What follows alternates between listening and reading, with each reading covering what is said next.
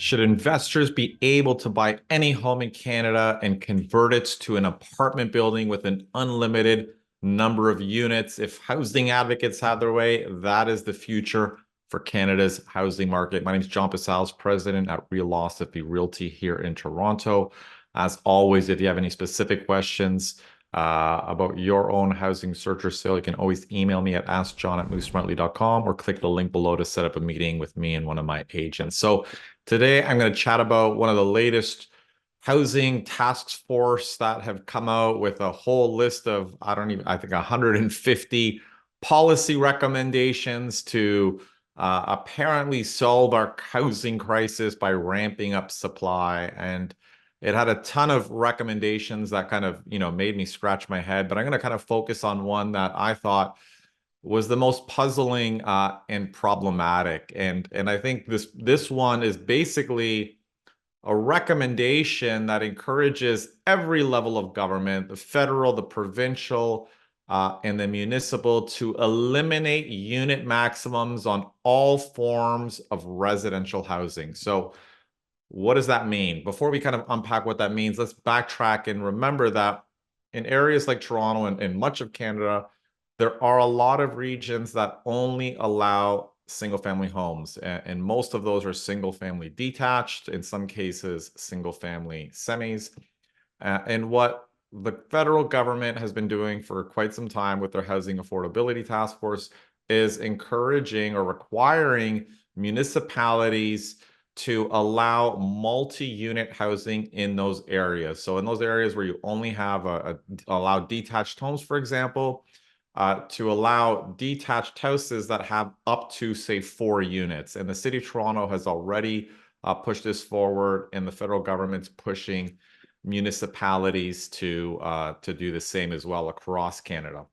Now, of course, the amount of housing you can build on a particular property still is constrained by, the lot size, the coverage, the setbacks, and all of those things. But let's just say we have a property where you can build up to 3 stories, in the city of Toronto, and you can build, 1,500 square feet per floor. So you'd have 4 apartments, including the basement, 1,500 square foot apartments, good sized, family sized homes. And, I really feel like these types of policies that encourage more densities would have been and are potentially a very good way to fill what I think is a significant gap in our housing market. And that is, we are not building family-sized housing.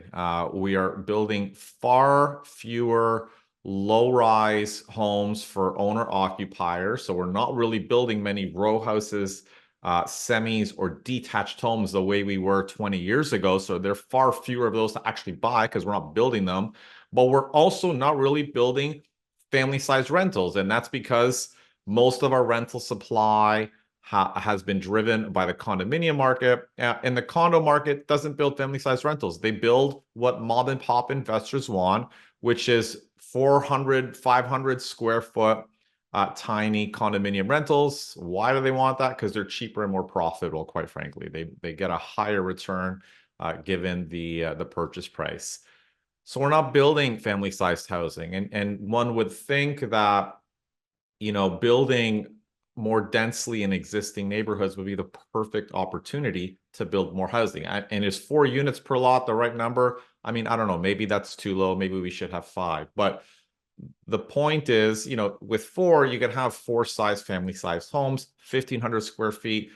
If those are built, that would be a fantastic option for families to have a decent sized rental that's 3 bedrooms that they could comfortably live in. Now, what housing advocates are fighting for, they're basically saying, well, you know what? Why limit it to 4 units? Why not just remove the maximum number of units entirely? So if I want to build, 2,300 square foot studio apartments in that same building envelope, well, or an investor does, all the power to the investor. They can build whatever the heck they want, as many units, provided they're still within sort of the requirements of how densely they can build and all of the setbacks and their lot coverage. As long as they fit that requirement, they can squeeze as many units in that property as possible. Now, why is that for the most part a terrible vision?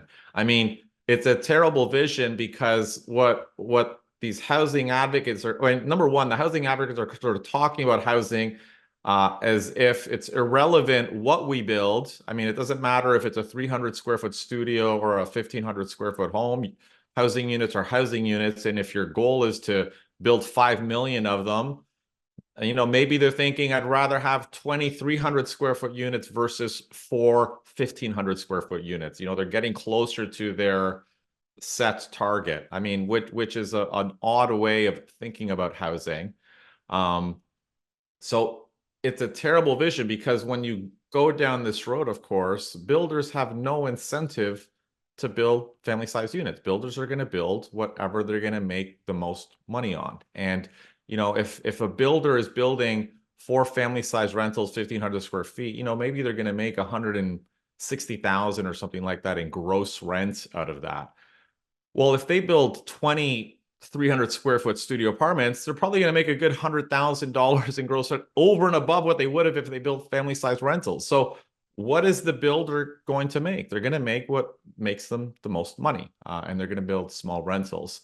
And, you know, over time, of course, this dries up land value because, you know, today upsizing the city of Toronto allowing 4 units has not really impacted land values. Land values are already arguably a little too high to make these projects work. But the second you upzone and you allow up to 20 units, for example, on a particular lot, well, all of a sudden that detached lot looks undervalued, quite frankly, because you can make a ton of money building tiny rentals on those lots. So over time, this kind of drives up land values as people start to price in what they expect based on the revenue they're going to make. So it's generally a terrible idea because what ends up happening is we're just repeating the same mistakes we kind of made in the condo market. And I would say the condo market, um, housing policy people have kind of made a lot of terrible mistakes. I mean, the fact that we've are building only sort of micro condos right now that are quite frankly unaffordable for families. I mean, they're unaffordable for most people. Is not a great way to build rental housing. So I think when we allow these types of policies that allow effectively an unlimited number of units per lot, we end up repeating a lot of those mistakes. And rather than moving forward and building the types of homes we need, you know, we're just building what effectively is the most profitable for investors. And I think this is kind of the difference between what I think the role of government should be versus what I think some of these advocates think the role should be. And, you know, when you have policy that basically make it unlimited, the philosophy or the idea is government should get out of the way and builders should be able to do whatever they want, build as much housing as they can based on some basic, you know, constraints, and do whatever they can to maximize profit. And I think that's the wrong way forward, quite frankly. I think, you know, I don't think the path forward for housing affordability is less and fewer barriers. I think the role for government is to encourage the type of housing we want to build, right?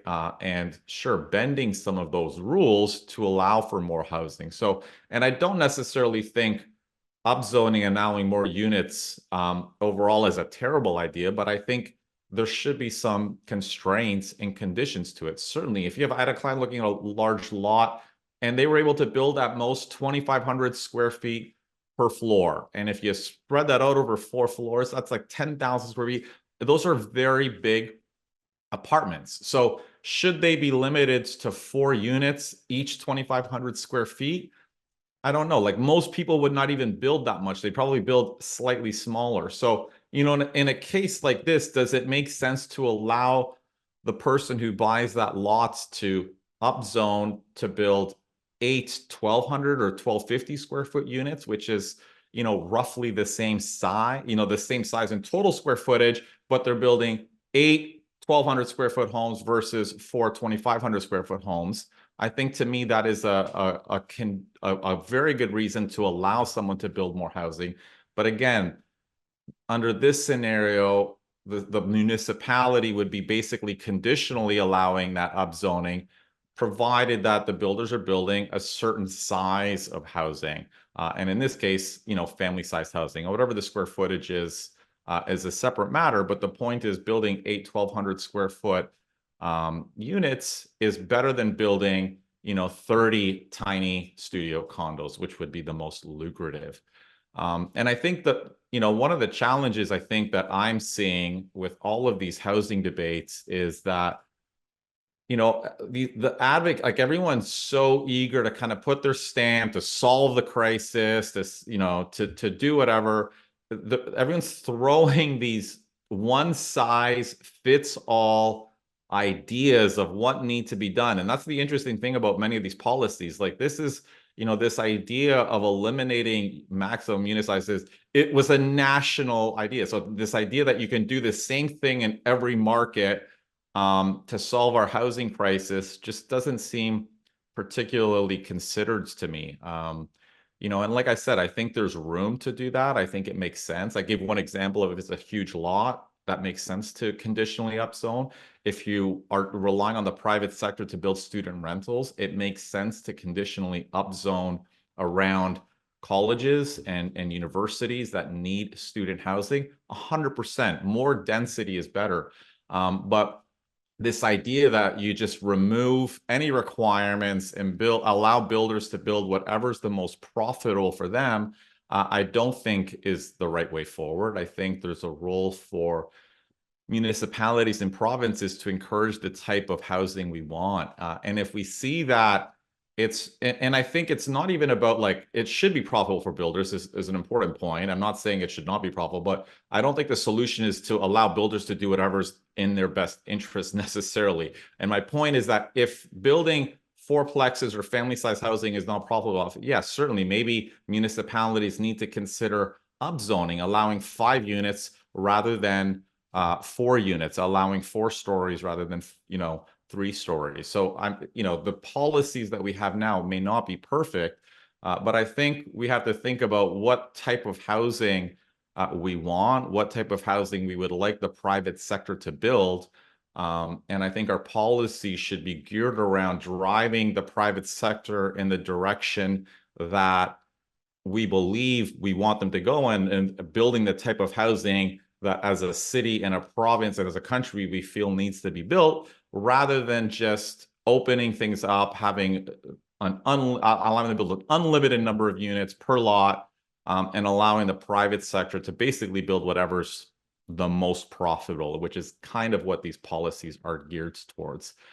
Anyhow, and I think these are problematic. I think, as I said, when everyone is such a rush to come up with a solution, these solutions that are cooked up over 2-3 months. I mean, rewriting how cities are basically designed and built over 2-3 months, having this one size fits all national solution for every market in Canada could potentially lead to worse outcomes. They could lead to a repeat of what we see in the condo market, where all we're building is tiny rentals, and families keep getting priced out. And I don't think that is the way forward. But of course, I'm happy to hear everyone else's thoughts. Do you think I'm wrong? Do you think their solution is correct? We should allow the private sector to build whatever's possible, whatever's the most lucrative, to squeeze in as many units as possible on any lot. I'd love to hear your thoughts. And again, as always, please post your comments below, or you can shoot me an email at askjohn@movesmartly.com.